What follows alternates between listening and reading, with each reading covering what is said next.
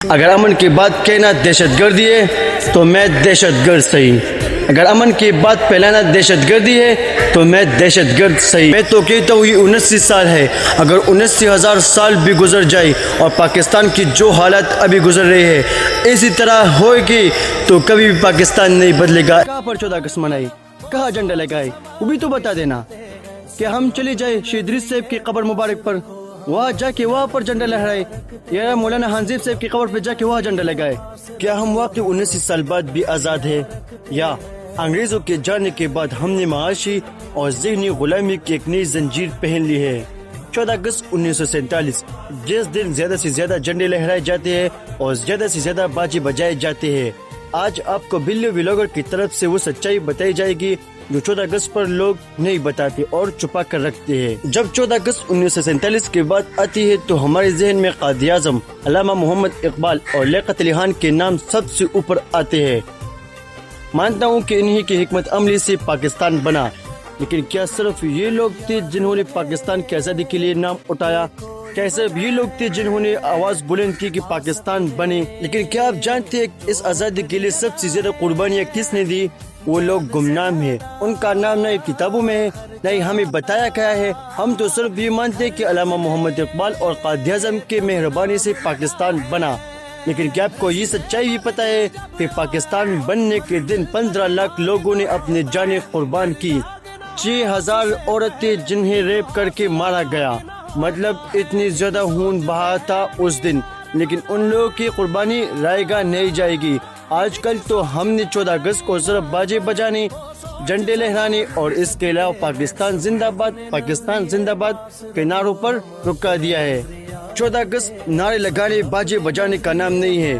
اس دن ہمارے بزرگوں نے اپنی جانیں قربان کی ہے. اور ایک رپورٹ کے مطابق پشاور میں کل رات 1600 لوگوں کے ایکسیڈنٹ موٹر سائیکل پر ہوئی ہے. کیا ہماری قربانی یہ ہے؟ کیا 14 اگست کا نام یہ ہے کہ ہم موٹر سائیکل لے اور نعرے لگے کہ پاکستان زندہ باد, پاکستان مرد آباد؟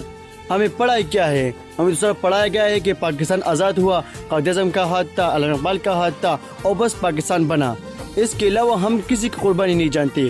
علماء کرام کی قربانی اگر دیکھی جائے تو ان کے سر لٹکے ہوئے تھے, ہزاروں کے علماء کرام کے سر لٹکے ہوئے تھے.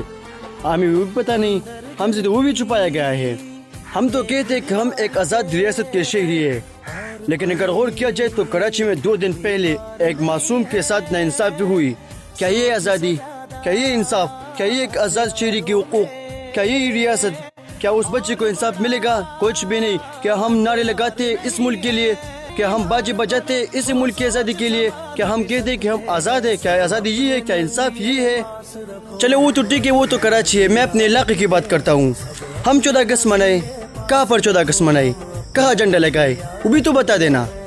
کہ ہم چلے جائے شہید ادریس صاحب کی قبر مبارک پر, وہاں جا کے وہاں پر جھنڈا لہرائے, یا مولانا حنظیب صاحب کی قبر پہ جا کے وہاں جھنڈا لگائے. کہاں پر جھنڈا لگائے؟ کیا ہم 14 اگست ہی منا سکتے ہیں؟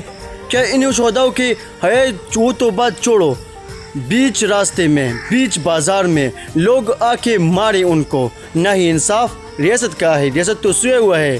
اور اگر امن کی بات کرے تو دہشت گرد. اگر امن کی بات کہنا دہشت گردی ہے تو میں دہشت گرد صحیح. اگر امن کی بات پھیلانا دہشت گردی ہے تو میں دہشت گرد صحیح. ایک کڑوی سچ بتانے جا رہا ہوں, غور سے سن لینا. 14 اگست کی رات پر 90% لوگ نماز نہیں پڑھتے, کہتے کہ ہم 14 اگست کے لیے نکل پڑے. کیا پاکستان کا یہی مطلب ہے؟ پاکستان کا مطلب کیا؟ لا الہ الا اللہ محمد الرسول اللہ. کیا اللہ نے قرآن میں نہیں فرمایا کہ نماز پڑھو؟ کیا اللہ نے قرآن میں یہی فرمایا کہ 14 اگست کے لیے نکلو اور نماز کو چھوڑو؟ میں تو کہتا ہوں یہ 79 سال ہے. اگر 79,000 سال بھی گزر جائے اور پاکستان کی جو حالات ابھی گزر رہی ہے اسی طرح ہوئے گی تو کبھی بھی پاکستان نہیں بدلے گا, ایک کوڑے بھی پاکستان نہیں بدلے گا, ویسا کہ ویسا ہی پاکستان رہے گا. تو یہ تھی میری 14 اگست پر بات تھی. اگر کوئی میری باتوں سے سہمت ہے تو پلیز کمنٹ میں ضرور بتا دینا. تو یہ تھی 14 اگست کے متعلق سچائی. اگر ویڈیو اچھی لگی ہو تو لائک کر دینا, سبسکرائب کر دینا, اور انشاءاللہ ملتے ایک نیو ولاگ کے ساتھ. تب کے لیے اللہ حافظ, بائے بائے, ٹاٹا.